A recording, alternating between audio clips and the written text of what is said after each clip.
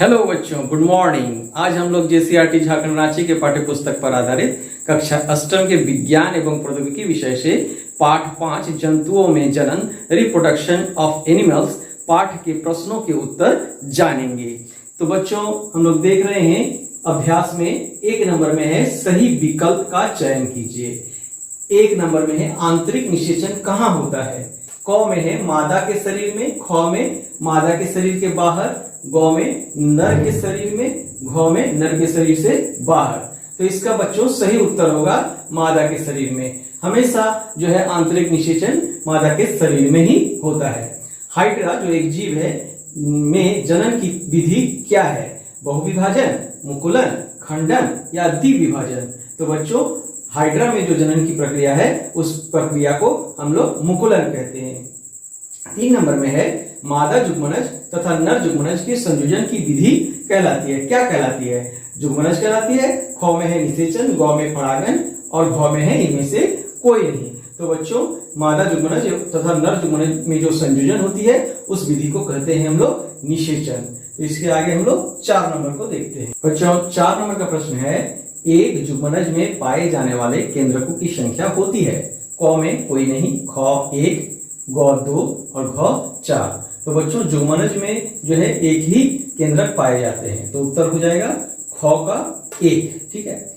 5 number में है एक टेडपोल जिस प्रक्रिया या प्रक्रम द्वारा वयस्क मेढक के रूप में विकसित होता है उसे कहा जाता है। क निषेचन, ख कायांतरण, ग रोपण या घ मुकुलन।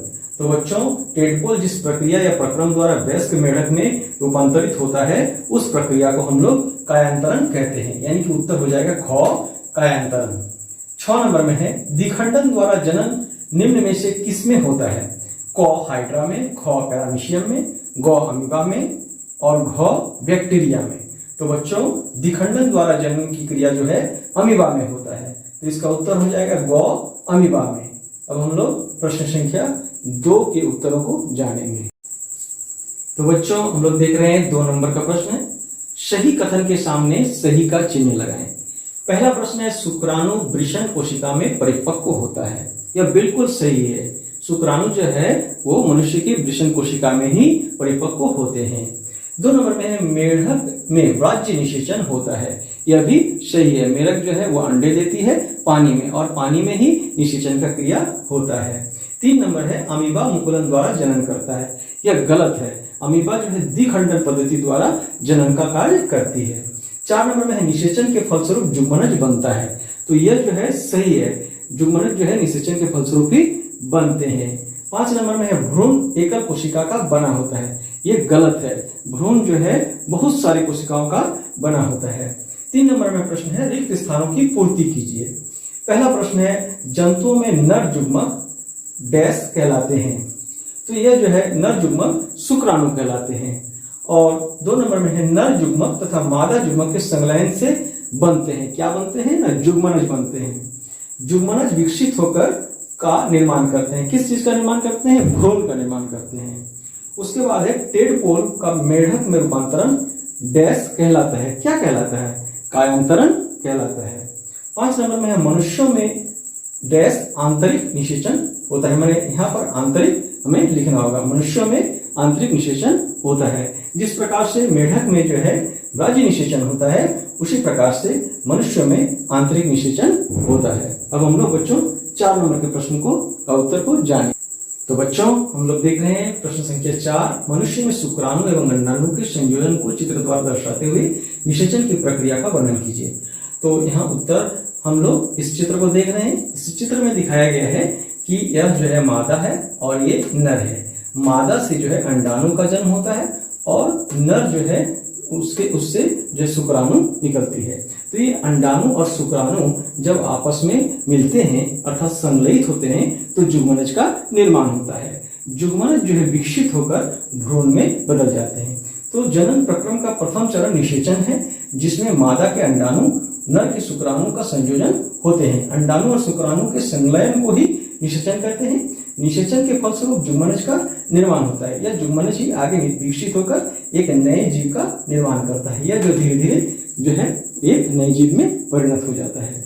तो बच्चों अब हम लोग प्रश्न संख्या 5 को जानेंगे। तो अब हम लोग प्रश्न संख्या 5 को देख रहे हैं। प्रश्न संख्या 5 है, सजीवों में जनन क्यों महत्वपूर्ण है, समझाइए। तो बच्चों अब तक आप समझ गए होंगे कि सजीवों में जनन क्यों महत्वपूर्ण है। अगर जनन नहीं होती तो पृथ्वी पर लंबे समय तक जीव का रहना संभव नहीं हो पाता। तो यहाँ पर लिखा गया सजीवों में जनन महत्वपूर्ण है क्योंकि यह एक जैसे जीवों का पीढ़ी दर पीढ़ी निरंतरता बनाए रखना सुनिश्चित करता है। जनन के द्वारा ही हमारा वंश आगे बढ़ता है। जनन के द्वारा ही हमारा अस्तित्व पृथ्वी पर लंबे समय तक संभव हो सका है। अगर ऐसी जनन क्रिया नहीं होती तो पृथ्वी पर लंबे समय तक जो है जीवन संभव नहीं हो पाता। आंतरिक निषेचन एवं बाह्य निषेचन में क्या अंतर है? तो बच्चों हमेशा जब कभी कोई अंतर दिया गया हो तो आप इसी प्रकार से लिखेंगे। अगर आप ऐसे नहीं लिखकर अगर आंतरिक निषेचन ऊपर लिख दिए और नीचे बाह्य निषेचन लिख दिए तो उससे आपको नंबर कम मिलेंगे। तो इस प्रकार से जो विभाजन करके आपको लिखना है। तो आंतरिक निषेचन तो आप जानते हैं, वह निषेचन जिसमें अंडाणु और शुक्राणु का संलयन मादा शरीर के अंदर होता है उसे आंतरिक निषेचन कहते हैं। जैसे मानव, गाय, कुत्ता आदि में ऐसा होता है। बाह्य निषेचन क्या है? वह निषेचन जिसमें अंडाणु और शुक्राणु का संलयन जंतु के शरीर के बाहर पानी में होता है तो उसे जो है बाह्य निषेचन कहते हैं। जैसे मेढक, मछली, स्टारफिश इत्यादि ऐसा करते हैं। तो बच्चों अब हम लोग 7 नंबर के प्रश्न को देखेंगे और उसका उत्तर जानेंगे। बच्चों अब हम लोग प्रश्न संख्या 7 को देख रहे हैं। अलैंगिक जनन क्या है? उत्तर है जब जनन किसी एक ही जीव के द्वारा होता है उसे अलैंगिक जनन कहते हैं। जैसे हाइड्रा में मुकुलन तथा अमीबा में द्विखंडन।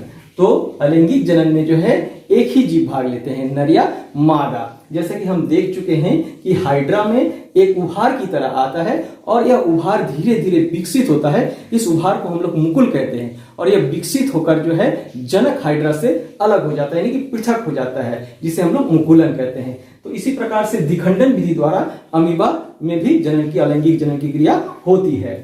आगे है 8 नंबर प्रश्न, जंतुओं में अलैंगिक जनन की 2 विधियों का वर्णन कीजिए। उत्तर 1 नंबर है मुकुलन और 2 नंबर द्विघटन।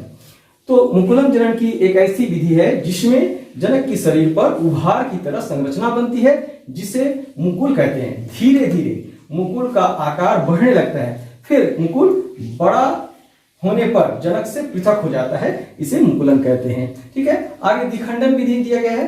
द्विखंडन जनन की एक ऐसी विधि है जिसमें जनक का शरीर विभाजित होकर 2 संतति उत्पन्न करता है। इसमें कोशिका 2 अलग अलग भाग में बढ़ जाते हैं जिसमें प्रत्येक भाग में एक एक केंद्रक मौजूद रहता है, जैसे अमीबा में हमें देखने को मिलता है। ठीक है। तो इस प्रकार से जो है हम लोग मुकुलन और द्विघटन को समझ सकते हैं।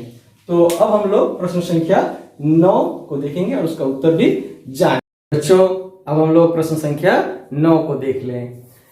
प्रश्न है माता के गर्भ में शिशु के विकास की प्रक्रिया का संक्षिप्त में वर्णन कीजिए। उत्तर निषेचन के परिणाम स्वरूप जुग्मनज का निर्माण होता है। बच्चों यह बात आपको बहुत अच्छी तरह से याद रखना है कि निषेचन के परिणाम स्वरूप जुग्मनज का निर्माण होता है और जुग्मनज विकसित होकर भ्रूण बनता है। धीरे धीरे विभिन्न शारीरिक अंग विकसित होने लगते हैं, जैसे कि हाथ, पैर और सिर इत्यादि विकसित होने लगते हैं। भ्रूण की वह अवस्था जिसमें सभी शारीरिक भाग की पहचान हो सके गर्भ कहलाता है। जब गर्भ का विकास पूर्ण हो जाता है तो नवजात शिशु का जन्म होता है।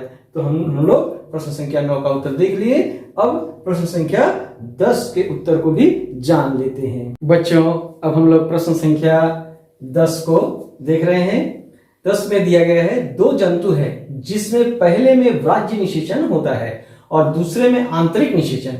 साथ ही पहला अंडा देता है, दूसरा सीधे ही शिशु को जन्म देता है। अब उत्तर दीजिए। इसे पढ़ने के बाद आपको उत्तर देना है।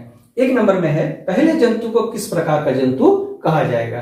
तो बच्चों पहले जो जंतु है उसे हम लोग अंड प्रजक कहते हैं, जो अंडा देती है और अंडा से शिशु का जन्म होता है। 2 नंबर में है पहले जंतु के 2 उदाहरण दीजिए। तो पहले जंतु के 2 उदाहरण है मेढक तथा मछली। और दूसरे जंतु को, इस 3 नंबर का प्रश्न है दूसरे जंतु को किस प्रकार का जंतु कहा जाएगा।